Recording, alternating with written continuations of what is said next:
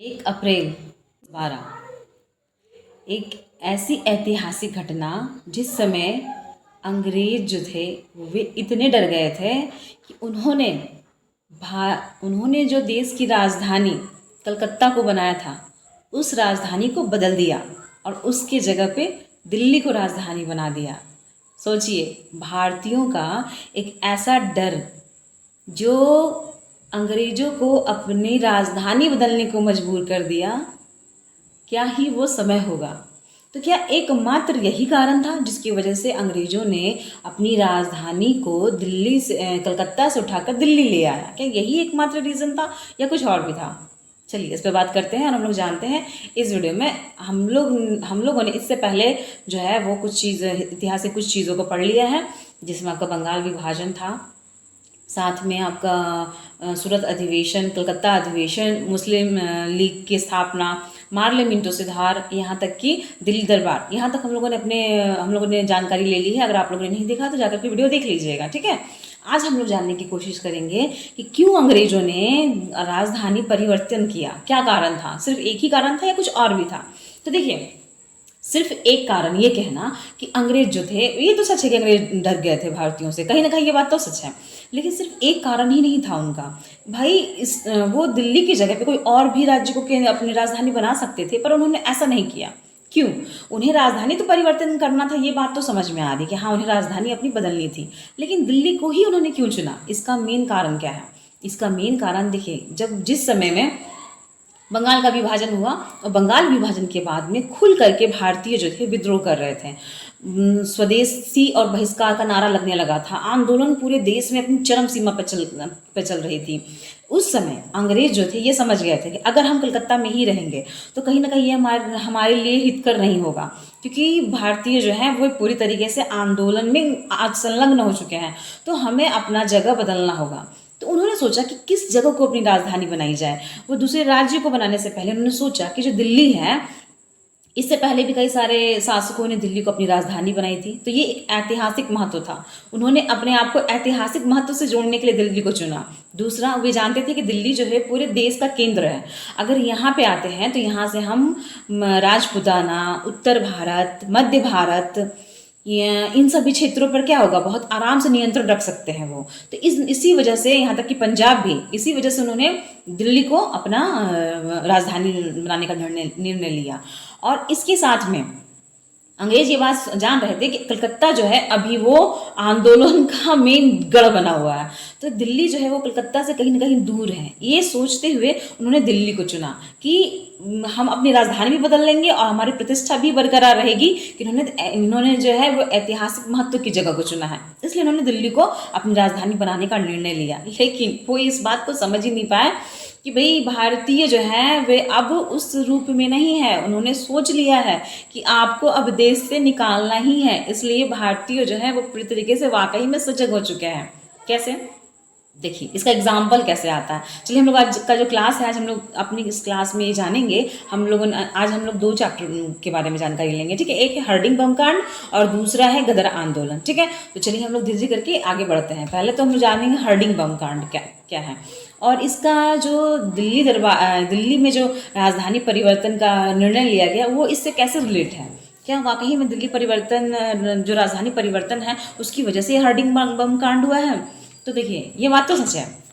राजधानी जब परिवर्तन हो रहा था तो अंग्रेजों को यह एहसास हुआ कि चलो अब तो हमारी राजधानी बदल गई है, तो हमें अब डरने की तो ज़रूरत ही नहीं है। क्यों? क्योंकि अब तो हम कलकत्ता से दूर हैं, हमारे पास तो कोई आंदोलन का चीज़ पहुंचेगा नहीं। अब भविष्य में पहुंचेगा तो देखा जाएगा, परंतु ये इस बात को सोच ही नहीं पा रहे थे कि आपसे ही ज़्यादा अब सजग भारतीय हो चुके हैं। उन्हें ये बात समझ में आ चुकी है बंगाल विभाजन से ही कि हाँ आप जो है देश को बंटवारा कर रहे हैं, देश को बांट रहे हैं, देश में जो शांति है, सद्भावना है, एकता है, उसको आप खंडित कर रहे हैं। ये बात वो समझ चुके हैं भारतीय। तो भारतीय जब जाग चुके हैं तो वे अपने हित के लिए सोचेंगे। इसका एक सबसे बड़ा उदाहरण आपको दिखेगा हर्डिंग बम कांड में। जिस समय राजधानी परिवर्तन हुआ उस समय नई राजधानी में प्रवेश करने के लिए ये जो नई राजधानी में प्रवेश करने के लिए कोलकाता से दिल्ली के लिए जब राजधानी परिवर्तन हो रहा था, वो दिन था आपका 23 दिसंबर 1912 तय किया गया था कि जो राजधानी है उसका परिवर्तन किया जाएगा। कब? 23 दिसंबर 1912 को परिवर्तन किया जाएगा। ठीक है। उसके बाद वॉइसराय हार्डिंग जो थे वे अपने परिवार और ब्रिटेन के शाही वंश के साथ एक जुलूस के माध्यम से दिल्ली में प्रवेश कर रहे थे कि आज स्थापना का दिवस है, राजधानी परिवर्तन का दिवस है, तो हम लोग चलते हैं। वे अपने परिवार के साथ में थे, शाही राजवंश भी था उनके साथ में। इसी समय उन पर बम फेंका गया, जिसमें हार्डिंग जो थे वे घायल हो गए थे। और ये बम क्यों फेंका गया था? ये समझाने के लिए हार्डिंग को फेंका गया था कि देख लीजिए, आप चाहे राजधानी दिल्ली से उठा करके कन्याकुमारी ही क्यों ना शिफ्ट कर दें, हम अब नहीं रुकेंगे। ये बात उन्हें समझाने की कोशिश की गई थी। ये हमारे देश के जो क्रांतिकारी ने युवा थे, उन्होंने ये बात समझाने की कोशिश की कि आप चाहे राजधानी कहीं भी ले जाइए, अब हम नहीं रुकने वाले हैं। क्योंकि ये चीज़ इस बात को साबित करता है। उन पे बम कांड इसी वजह से हुआ था। उन्होंने अपना आक्रोश दिखाया कि हम जो है वो अब नहीं रुकेंगे, हम अपना लक्ष्य जो है आज़ादी वो लेकर रहेंगे। ठीक है। अब हम लोग आगे बढ़ते हैं। इस केस में ना इन्होंने एक चालाकी की। एक क्रांतिकारी थे जिनका नाम क्या था? जिनका नाम था दीनानाथ। ठीक है। ये क्रांतिकारी थे और ये एक ऐसे क्रांतिकारी थे जो इस हार्डिंग बम कांड में भी ये शामिल थे। इन लोगों ने क्या किया? दीनानाथ को पकड़ लिया। ठीक। और पकड़ करके इनको सरकारी गवाह बना लिया। क्यों? क्योंकि भाई दीनानाथ को इन्होंने बहुत अच्छे से डराया, धमकाया कि अगर आप नहीं हमें बताएंगे, हमारी बात आप नहीं सुनोगे, तो हम आपको जो है सजा देंगे और हो सकता है आपको फांसी की सजा भी हो। इस बात से ये जो दीनानाथ थे ये डर गए। नहीं कहते घर का भेदी लंका ढाए, वही वाली बात है। आपने सुना भी होगा वो रावण वाली कथा, जिसमें रावण का वध कहीं ना कहीं उनके भाई विभीषण के चलते हो गया था। बस ये चीज़ ये यहाँ पे हो गई एक इनसे गलती।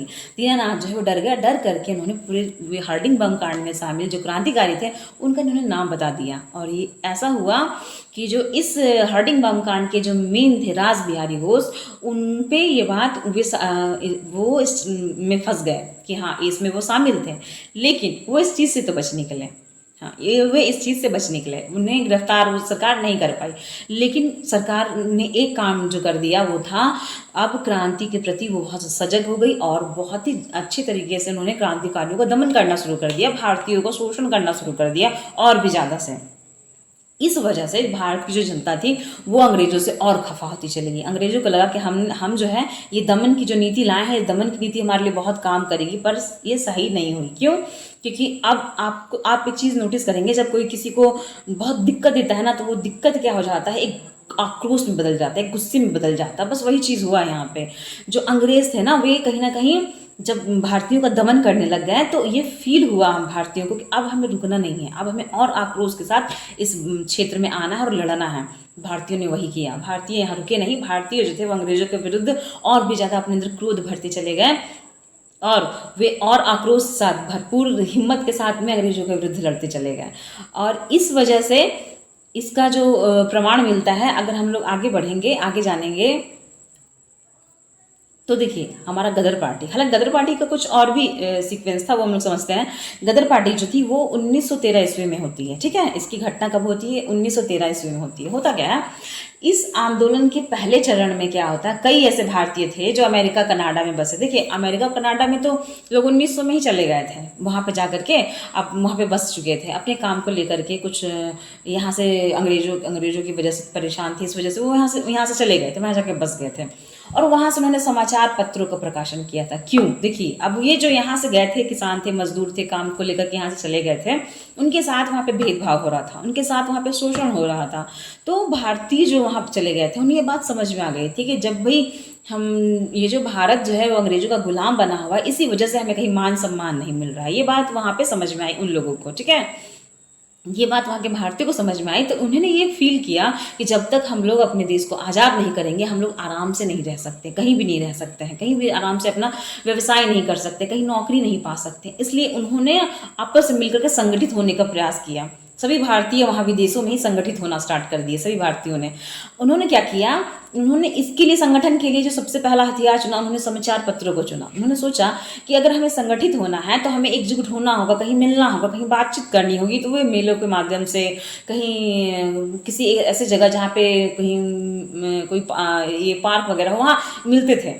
मिल करके एक दूसरे से बातचीत करते थे और समाचार पत्रों का प्रकाशन किया कि इसके माध्यम से वैसी जनता जो दूर है, जिनसे मिल नहीं सकते हैं, उन तक अपनी बातें कैसे पहुंचाएंगे। तो उन्होंने समाचार पत्रों का सहारा लिया। ठीक है, समाचार पत्रों का प्रकाशन किया कि हमें जो है पहले अपने देश, अब जहाँ पे हैं हम वहाँ पे पहले भारतीय को संगठित करेंगे और संगठित करने के बाद अपने देश को आज़ाद करेंगे। ये उन्होंने शुरुआत कर दी।